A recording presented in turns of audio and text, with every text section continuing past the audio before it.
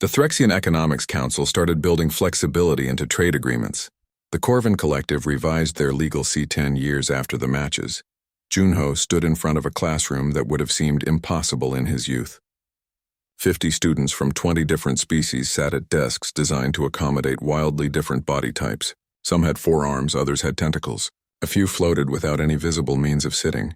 They all watched him with the universal expression of students everywhere, curious, slightly nervous, wondering if this class would be difficult. "Welcome to Adaptive Strategy 101, Junho said. The translator devices everyone wore rendered his words into their native languages with barely a delay. This course is different from any strategy class in the galaxy. We're not going to master a single game or study historical battles. Instead, we're going to learn how to learn." A Velixan student raised a hand. "What do you mean, learn how to learn?" "Good question, Vex," Junho replied. "Here's what we're going to do. Every week, we'll play a completely different game. Some will be Earth games, some will be from your homeworlds, some I'll make up on the spot. Your grade isn't based on winning. It's based on how quickly you adapt to each new game." The students looked uncertain. This violated everything they had been taught about education. How could they master anything if they kept switching? "Let me show you," Junho said. He projected a simple board game onto the screen. "This is called checkers. Simple rules. Let's play a round." 20 minutes later, most students understood the basics. Then Junho switched to Go, then to a Threxian strategy game called Vexrel, then to a real-time computer game. By the end of the first class, the students were exhausted but starting to understand. Each game taught pattern recognition, resource management, or tactical thinking. But more importantly, they were learning to quickly grasp new rule sets and find effective strategies without years of study. "That's the human advantage," Junho explained as class ended. "We're not smarter or better. We're just used to constant change. When you spend your whole life learning new games, learning itself becomes the skill." Across the station, in a very different setting, Minji sat with a group of senior military commanders. These weren't students. These were experienced leaders responsible for fleet deployments and planetary defense. They had come to her with a problem. "We've adopted human adaptive training methods," a Corvin admiral explained. "Our officers are more flexible now. But we're facing a new challenge. How do we maintain institutional knowledge while encouraging innovation?" Minji nodded. This was a common problem. "You're worried that in chasing the new, you'll lose what works." "Exactly. Our formations were developed over centuries. They're effective. But now everyone wants to experiment with unproven tactics." "Let me tell you about Earth's military history," Minji said. She pulled up files from her tablet. Humans had the same problem constantly. The solution wasn't choosing between tradition and innovation. It was understanding which situations needed which approach. She showed them records from various Earth conflicts. Good military doctrine preserves proven tactics while creating space for innovation. You drill the fundamentals until they're instinctive, but you also run exercises where those fundamentals are challenged. You teach both the rules and when to break them. "That sounds contradictory," the Admiral said. "It is contradictory. That's the point. War is contradictory. Sometimes you need discipline. Sometimes you need chaos. The trick is knowing which moment requires which approach." Minji pulled up her Cathrock match. "When I played Calyx, I used a historical formation, the turtle wall. That's tradition. But I modified it in unexpected ways. That's innovation." Both together created something neither could achieve alone. The commanders discussed this among themselves. Finally, the Admiral spoke again. "So we don't abandon our training. We add uncertainty to it." "Exactly. Practice your formations until they're perfect. Then practice what to do when the enemy does something your formations weren't designed for." In another part of the station, Do-hyun had evolved from game designer to system architect. He now consulted for governments and corporations across the galaxy, helping them redesign their organizational structures. Today he was meeting with administrators from the Kolari education system. "Our schools are failing," the lead administrator admitted. "We teach what we've always taught, but students graduate unprepared for a galaxy that's changing rapidly. How do we fix this without losing centuries of educational philosophy?" Do-hyun had heard versions of this question dozens of times. "What's the goal of education?" "To prepare young people for adult life," the administrator replied. "Right. But adult life in your parents' generation was predictable. You learned a job and did it for decades. Now jobs change every few years. New technologies emerge constantly. The galaxy you prepare students for today might not exist when they graduate. He pulled up one of his game designs, a complex educational game used now in schools across multiple worlds. This game teaches mathematics, but the problems change based on how the student plays. If they master addition, it shifts to multiplication. If they struggle, it adjusts difficulty. The game adapts to the student, not the other way around. But teachers have always adapted to students, the administrator said. Individual teachers, yes. But systems are rigid. I'm suggesting your entire educational system should adapt like a good game. Identify what each student needs and provide it, rather than forcing everyone through the same curriculum. The conversation stretched for hours, diving into implementation details, cultural concerns, practical challenges. This was Do-hyun's strength, not just having ideas, but figuring out how to make them work in real situations. Hana's path had taken her furthest from her original role. She was now chief negotiator for the Sol sector, handling disputes and trade agreements across dozens of systems. But her methods had changed diplomatic practice throughout the galaxy. Today she mediated a conflict between the Velixians and Threxians over mineral rights in a disputed system. Both sides had strong historical claims. Both had legal precedents. Both were prepared for years of litigation. Before we start arguing over who's right, Hana said as the meeting began, let's agree on what we're really trying to achieve. Velixians, why do you want this system? It contains rare minerals essential for our manufacturing, the Velixian representative said. Threxians? The system has strategic importance for protecting our trade routes, the Threxian replied. So you want the minerals and you want security, Hana summarized. Are those goals actually in conflict? She pulled up a map of the system. What if Velixians get mining rights but Threxians maintain security stations? You both get what you actually need without fighting over who owns what. That's not how territorial claims work, the Velixian objected. Ownership is clear or it isn't. Ownership is a human concept that we adapted from thousands of years of property law, Hana countered. But we also have concepts like easements, shared custody, joint ventures. We invented lots of ways for multiple parties to benefit from the same resource. Why does the galaxy insist every dispute has one winner? The question hung in the air. Finally, the Threxian representative spoke, because that's how the territorial accords were written 300 years ago. Right? But those accords were written for a different galaxy, with different technology, different needs. Maybe it's time to write new rules for current situations. This approach, questioning fundamental assumptions rather than arguing within established frameworks, had become Hana's signature. It didn't always work. Some disputes really did have only one solution, but surprisingly often, conflicts existed because people were fighting over answers to the wrong questions. The negotiation continued, and eventually, a novel agreement emerged. Neither side got what they had demanded, but both got what they actually needed.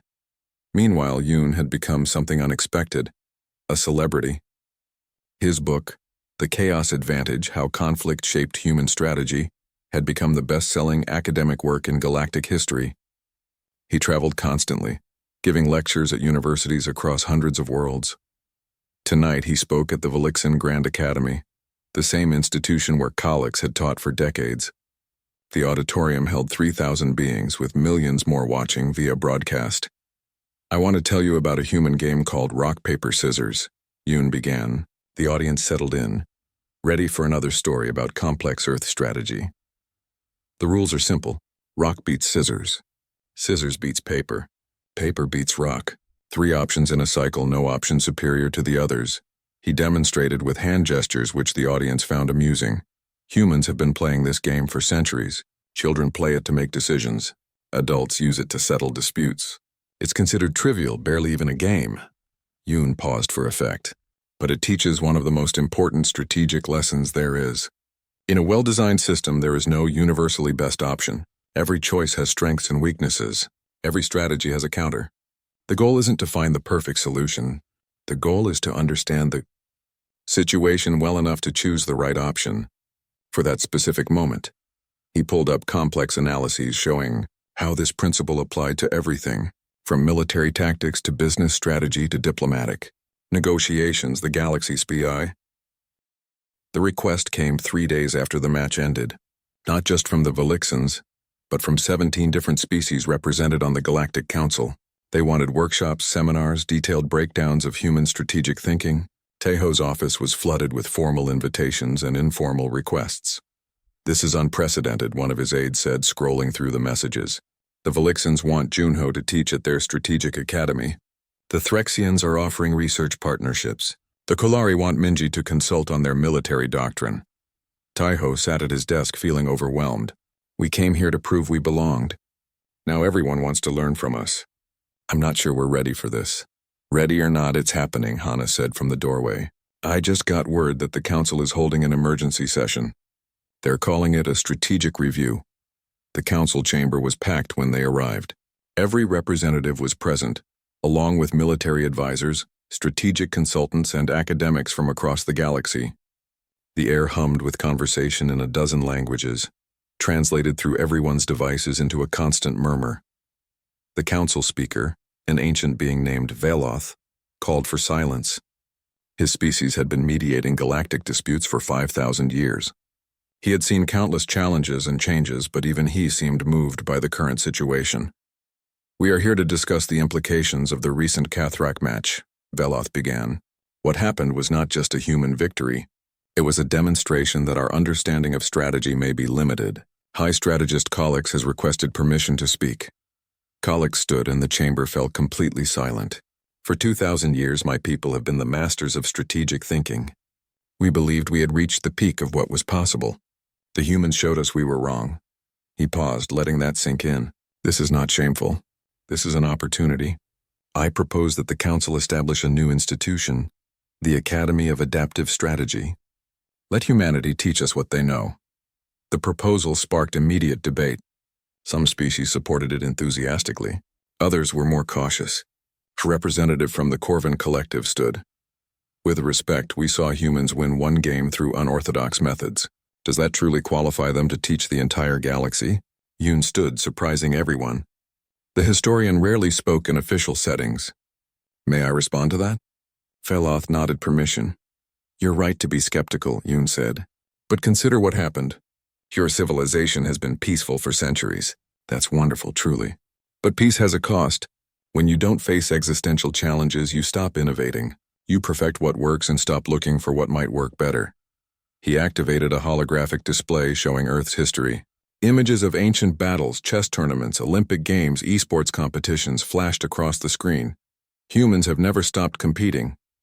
Not just in war, though, we've had plenty of that. We compete in everything.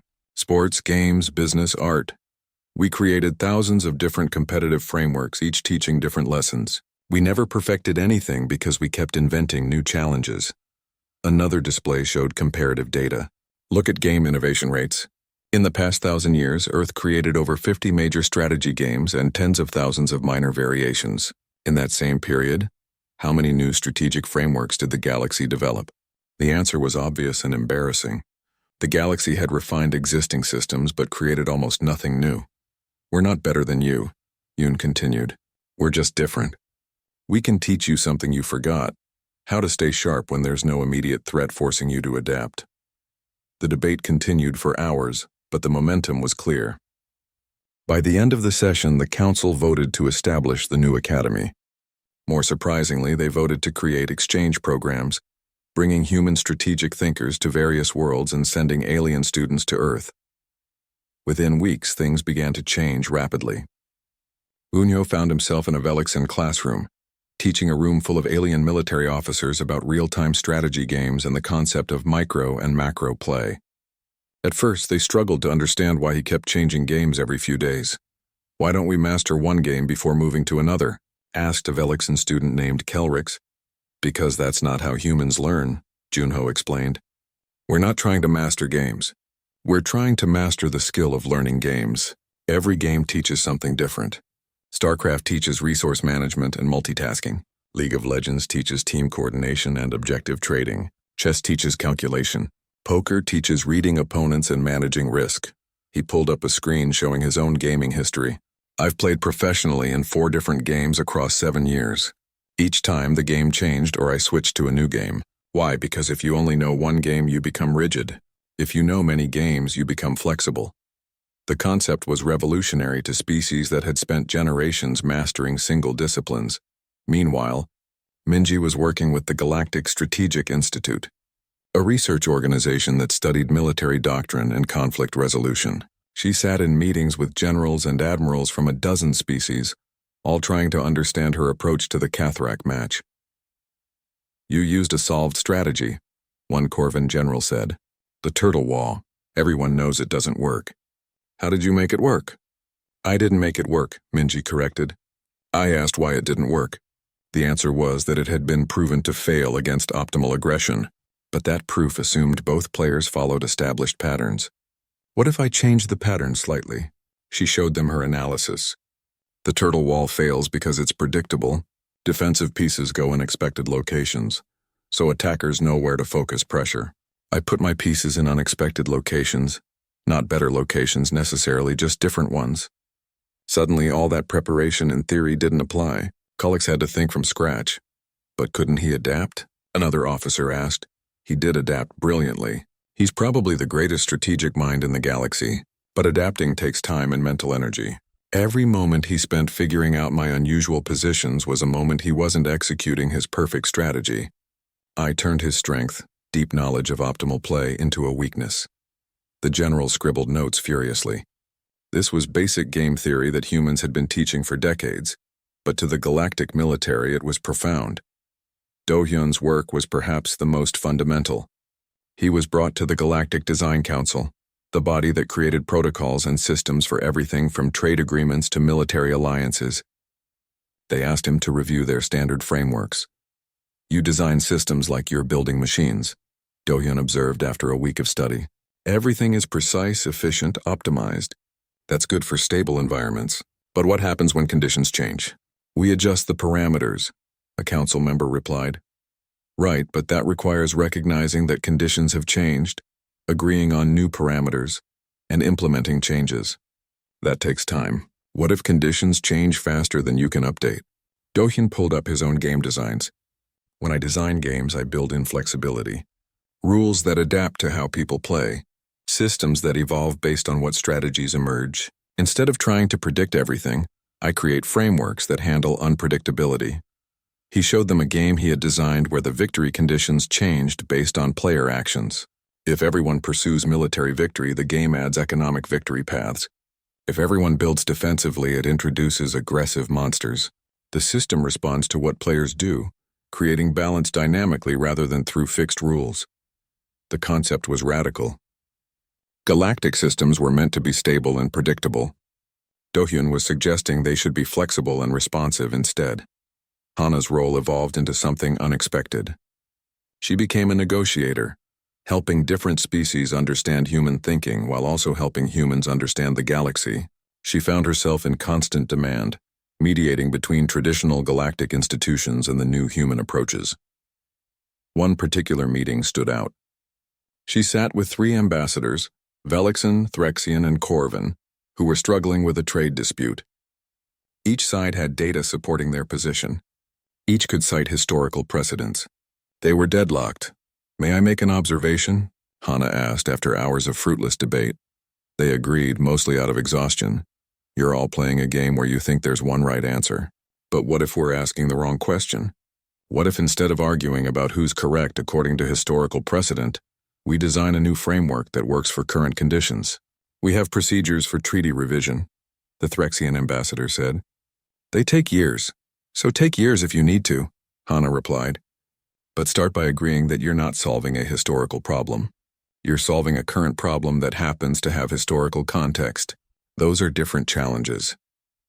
This shift in framing, from finding the right answer to designing a good solution, became Hana's specialty. She taught negotiators to think like game designers, creating rules that served current needs rather than honoring past precedents. As months passed, the impact of human strategic thinking spread. The Velixen military began running exercises where strategies were constantly changed, forcing officers to adapt. Beside him, Yoon was laughing quietly.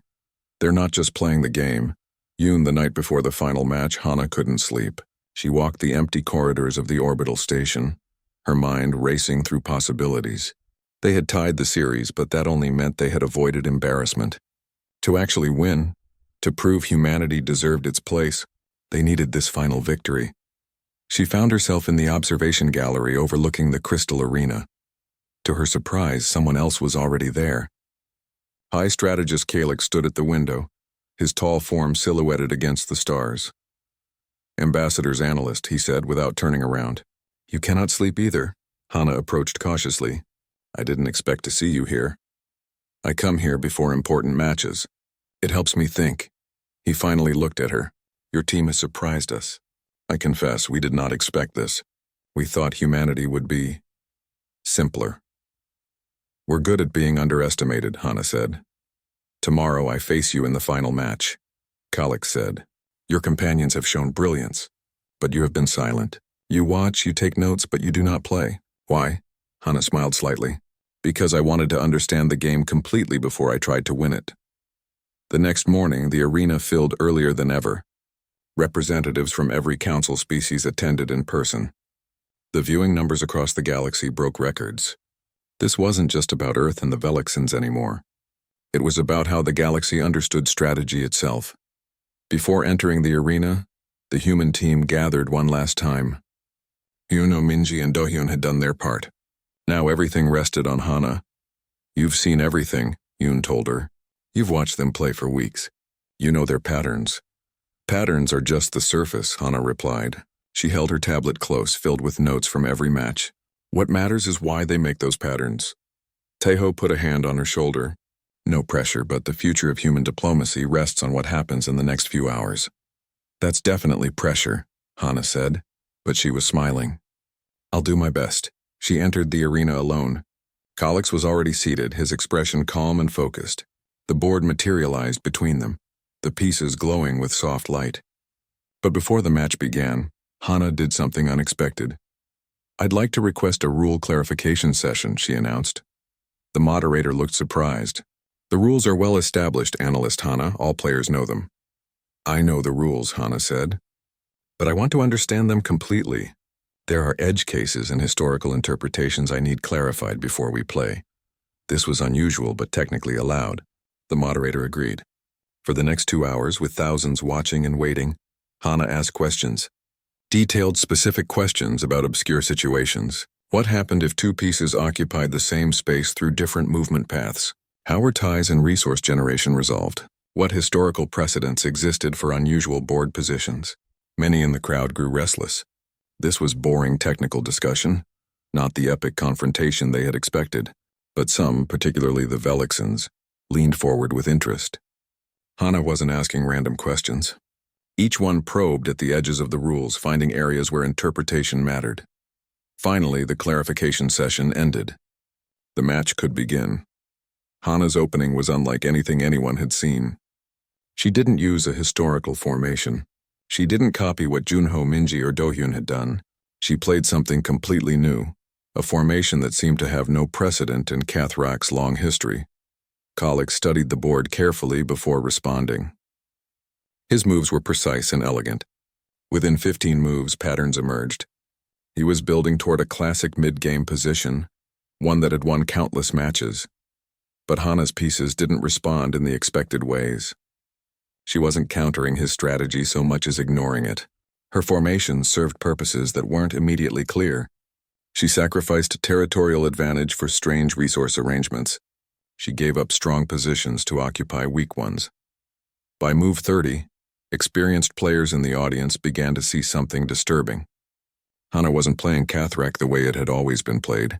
She was treating the rules as flexible guidelines.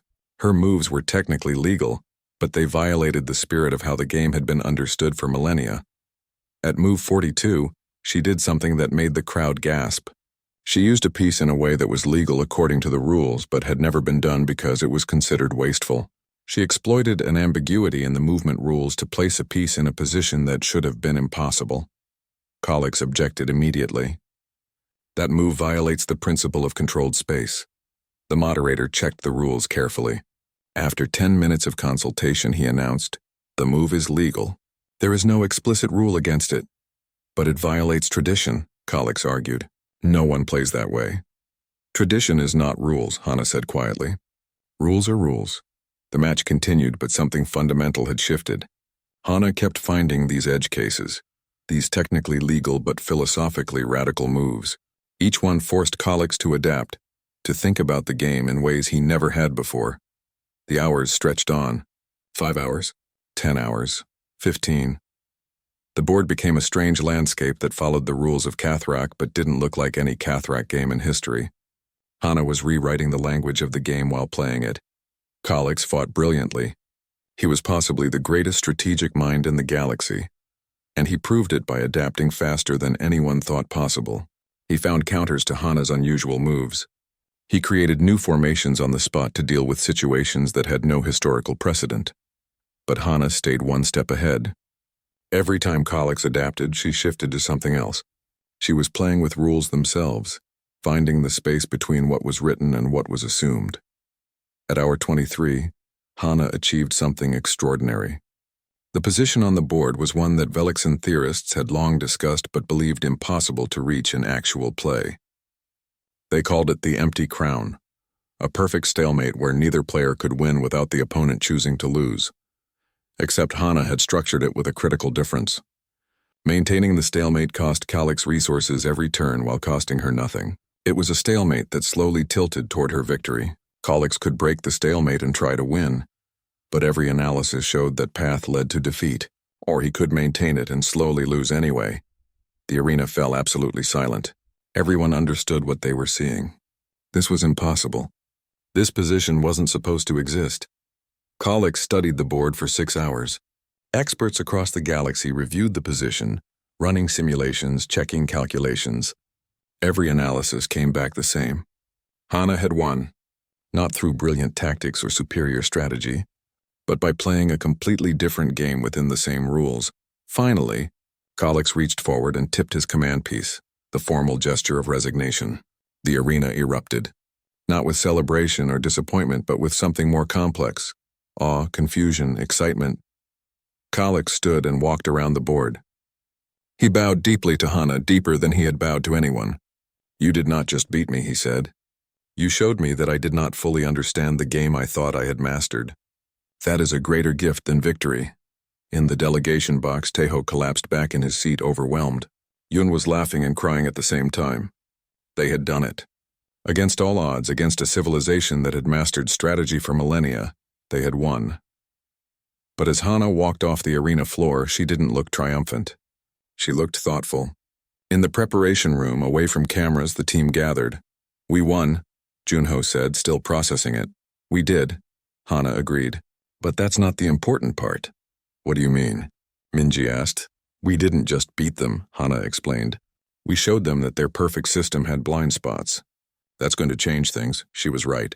Over the next hours, as the news spread across the galaxy, something shifted. The immediate reaction was shock, but underneath that was something more profound. Questions started being asked. If humanity could find new ways to play Cathrak after just weeks of study, what did that say about how the galaxy approached problems? That evening, Calix requested a private meeting with the human team. They met in a quiet conference room away from the crowds and cameras. "We want to learn from you," he said simply, "not just Cathrak. We want to understand how you think. Your species is young, you have no ancient traditions to draw on, yet you found solutions we never imagined. How?" Yun, who had been waiting for this question, pulled up his research. "Can I tell you about Earth's history with games?" What followed was a conversation that lasted deep into the night. Yun explained how humans had invented thousands of different strategy games over millennia.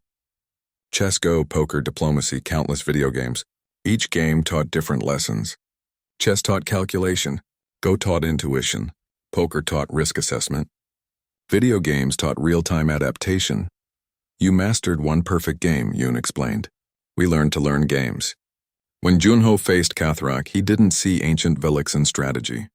He saw patterns from StarCraft and League of Legends. When Minji played, she saw chess principles and Go formations. When Dohyun analyzed the system, he thought like a game designer. When Hana found rule exploits, she was thinking like a competitive TCG player finding card interactions. Junho's first move was cautious. He placed a fleet marker in a standard defensive position. something he had seen in dozens of recorded matches. Around the arena, the crowd's murmur suggested approval. At least the human knew the basics. Tormath responded immediately, his hands moving with practiced precision. The Velixen didn't hesitate between moves. Every placement was instant, flowing from centuries of studied strategy. His opening was called the Crimson Expansion, and Hana's research said it had a 97% win rate against new players. 20 moves in, Junho was already losing. His pieces were scattered, his resources depleted. Tormath's formations surrounded key positions on the board. The three-dimensional space made everything more complicated. Where chess had 64 squares, Cathrak had thousands of positions spread across multiple levels. Junho kept looking up, down, sideways, trying to track everything. The match lasted 53 moves. When it ended, the arena cheered. Tormath stood and bowed slightly, a gesture of respect for a defeated opponent. Junho stood too, but instead of looking disappointed, he was nodding to himself, lips moving like he was counting something. In the human delegation box, Yoon was scribbling notes frantically. "Did you see that?" he asked. "See what?" Taeho said. "He got destroyed." "Exactly. And watch how he walks off. He's not upset. He's thinking." Junho returned to their preparation room and immediately pulled up a holographic replay of the match. He didn't say anything for 10 minutes, just watched his own defeat over and over. Freezing frames, rotating angles. "The pieces move faster than I expected," he finally said. "The timing system is different from what I'm used to. In esports, you have action per minute limits based on your hands. Here, it's cognitive. The game measures how fast you can make good decisions." "That's why you lost?" Hana asked. "That's one reason. The main reason is that Tormath has played this exact opening 1,000 times. He doesn't think about his moves. His hands just know where to go." Junho smiled. "But that's also a weakness. Automatic responses mean predictable patterns." The second match was scheduled for the next day. Junho played again, this time against a different Velixen champion named Kelroth. The result was the same, a loss. But this time it took 72 moves. Junho asked questions during the match, small clarifications about rules that seemed obvious. The moderators answered patiently, though some in the crowd laughed at the basic nature of his questions. After the second loss, Galactic news feeds declared the match over. "Earth's challenge ends in embarrassment," read one headline. "Humans should stick to diplomacy," said another.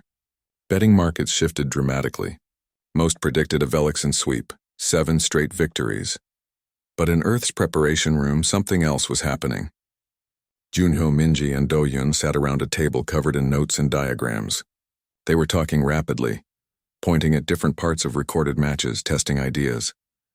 "Their resource management follows a rhythm," Minji said. She had barely spoken during the first 2 days, just watched. "Every Velixen player allocates resources in similar ratios.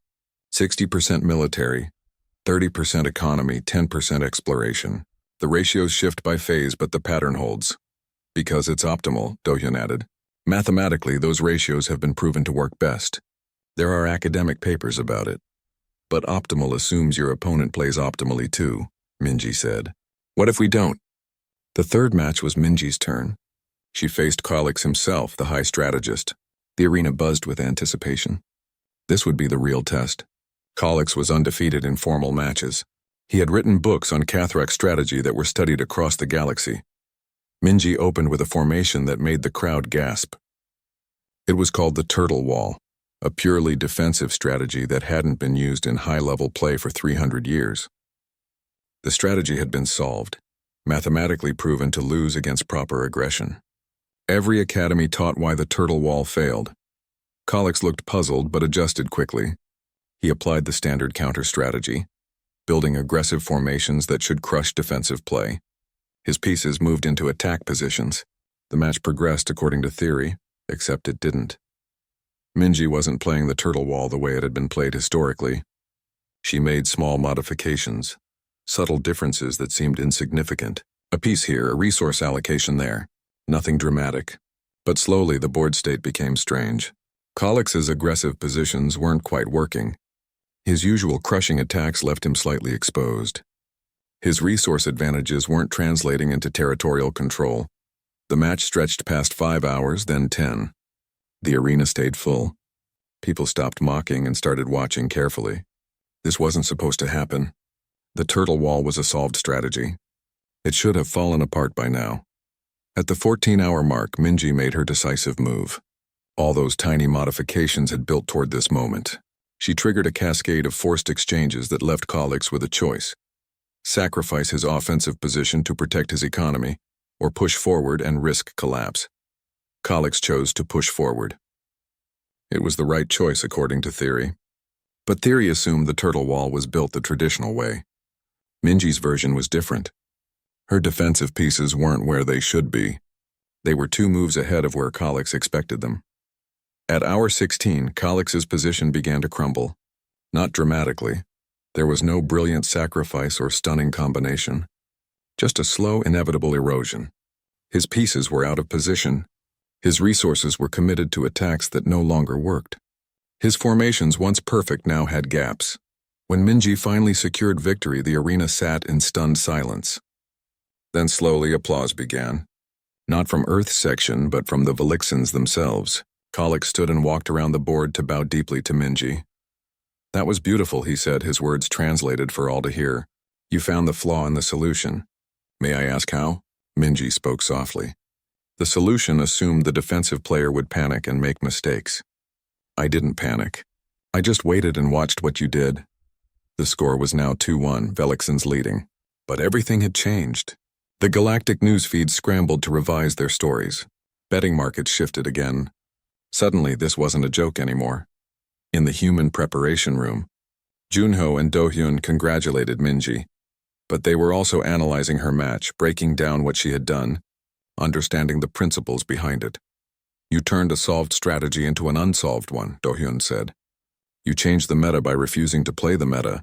Yoon was already thinking ahead. "They'll study this match. They'll prepare counters. We can't use the same trick twice. We don't need to," Junho said. He looked at Do-hyun. "Your turn next. Show them what you've been working on." The 4th match was set for 2 days later. The arena was packed again. Earth had proven they weren't pushovers. Now everyone wanted to see what would happen next. Do-hyun sat across from Varix, another Velixian champion. As the pieces materialized, Do-hyun did something unexpected. He started talking. "This is a beautiful game," he said. "Can I ask you something? Why is the resource generation rate fixed? In my designs, I usually make it variable to create tension." Varix looked confused but answered politely. "It's been that way for thousands of years. Fixed rates ensure fairness." "That makes sense," Do-hyun said, making his first move. "And the piece movement costs, are they based on distance or type?" The match continued with Do-hyun asking questions, making observations, chatting casually as if they were playing a friendly game rather than competing for galactic stakes. Varix grew increasingly annoyed. The questions seemed designed to distract. But in Earth's delegation box, Hana was watching carefully. "He's not trying to distract. He's thinking out loud. He's testing the system."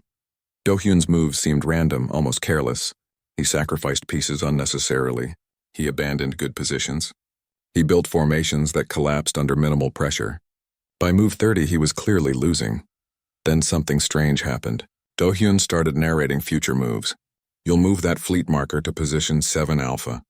Then I'll move here. Then you'll have to respond at 12 Beta because otherwise I threaten your economy line. Then..." He called out 17 moves in sequence. Varix, frustrated, proved him right on every single one. The game became mechanical, predictable, boring. At move 47, Do-hyun resigned. The crowd was confused. Why give up? Why waste everyone's time with that strange performance? But Junho understood. He stood up in the delegation box, eyes wide. "He just gave me a roadmap." The 5th match was the next day. Junho versus Kelroth again. And this time, Junho played exactly like Do-hyun had played. Same opening, same sacrifices, same chaotic positions. Kelroth responded almost identically to how Varix had responded, except Junho didn't resign. He finished the sequence Do-hyun had started. Every mistake had been set up. Every sacrifice had purpose. The chaos was controlled. At move 64, Junho achieved a position where Kelroth had only one legal response per turn. The game became a forced sequence leading to inevitable defeat. Kelroth resigned. The score was tied 3-3. The arena exploded with noise. The Velixians were on their feet, not in anger but in amazement. This wasn't just winning. This was something new. In their delegation box, Taiho let out a breath he felt like he'd been holding for days. The observation deck of the Vareth Prime orbital station offered a view that made even the most experienced diplomats pause. Below, the planet glowed with cities that had stood for 10,000 years. Above, ships from 100 different worlds hung in perfect formation. This was the heart of galactic civilization, and today it would witness something that might change everything. Ambassador Taiho stood at the window, his reflection ghostly against the stars. Behind him, the Grand Council chamber buzzed with activity. Aliens of every shape and size moved through the space. Some walked, some floated, some slithered. After 2 years serving as Earth's representative, he still found himself amazed by the sheer diversity of life the galaxy held. "They're here," Hana said quietly, appearing at his side. She carried a data tablet pressed against her chest like a shield. As Earth's strategic analyst, she had spent months studying every detail of galactic politics. Nothing in her research had prepared her for this moment. Taiho nodded. "How's Yoon handling it?" "He's already in the archives reading everything he can about Kethrak," Hana replied. "He says it's fascinating. The game has barely changed in 2,000 years. That's either very good or very bad for us," Taiho said. The doors at the far end of the chamber opened. The Velixan delegation entered and the room fell silent. The Velixans were tall, their skin shifting between blue and purple depending on the light. They moved with absolute confidence as species did when they had ruled the strategy game for millennia. High Strategist Calix led them. His robes were marked with symbols that Hana had learned represented his countless victories. He had never lost a formal match, not once.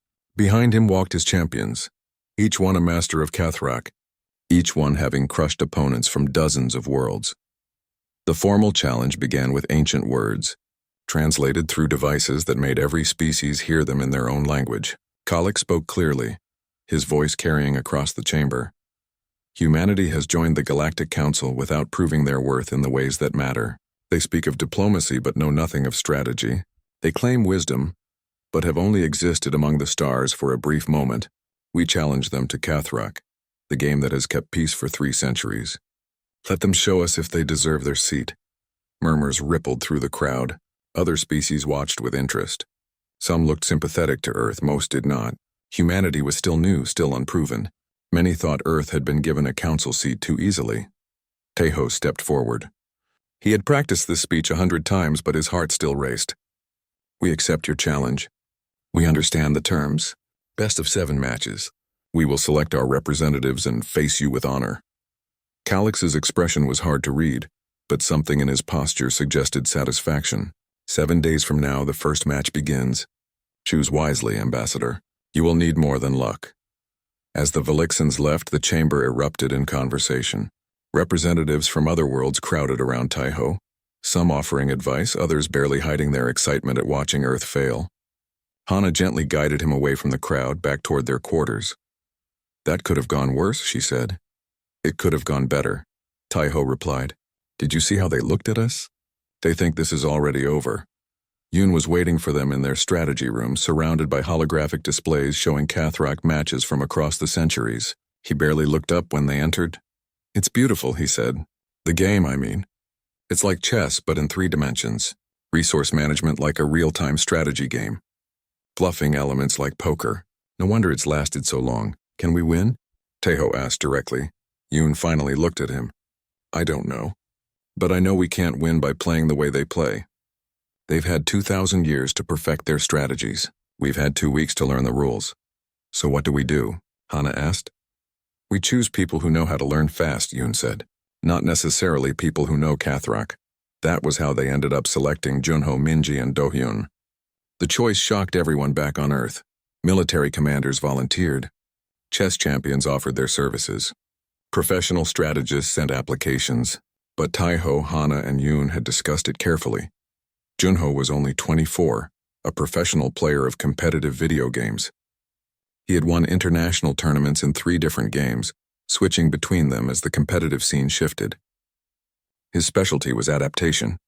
He could learn a new game's meta faster than anyone they had ever seen. Minji was 41, a chess grandmaster who had also mastered Go, Shogi, and a dozen other traditional strategy games. She had a mind that could calculate hundreds of moves ahead, and see patterns that others missed. More importantly, she knew how to study opponents, finding their habits and exploiting them. Do-Yun was 35 and worked as a logistics coordinator for a shipping company. But his hobby was designing board games. He had created 17 different strategy games, each one testing different aspects of tactical thinking. He understood game systems at a fundamental level, how rules created incentives and how players responded to those incentives. When they arrived at the orbital station, the galactic media treated it like a joke. Talk shows across the galaxy made fun of Earth's choices. One human was barely an adult. Another was an amateur designer. The third was a chess player, and chess wasn't even three-dimensional. But in their first private meeting, something interesting happened. Yunho looked at the Cathrak board and smiled. Minji studied it in silence for an hour. Do-Hyun asked a single question. Can we redesign the rules or do we have to work within them? We work within them, Taiho said. But that doesn't mean we can't see them differently. The team spent 6 days studying. They didn't try to memorize classic openings or practice standard strategies. Instead, they broke the game down into components. They tested ideas. They played against each other using weird experimental approaches. They argued about what the game was really measuring. On the 7th day, they entered the Crystal Arena. Thousands watched in person. Millions more watched across the galaxy through broadcasts. The arena was magnificent, with the Cathrak board projected in massive holographic form above the center, visible from every angle. Junho took his seat across from Tormath, the Velixen champion. The pieces materialized on the board, glowing softly. Each one represented fleets, resources, territorial claims. The game was about to begin. Taeho watched from the human delegation box alongside Hana and Yoon. His hands gripped the railing. Everything they had worked for, everything humanity had achieved in reaching the stars came down to this moment. Junho looked small across from the towering Velixen. But he was smiling. That worried Taeho more than anything. Yunho only smiled like that when he thought he understood something that others didn't. The moderator's voice echoed through the arena. Let the first match begin. The pieces started moving and the galaxy watched.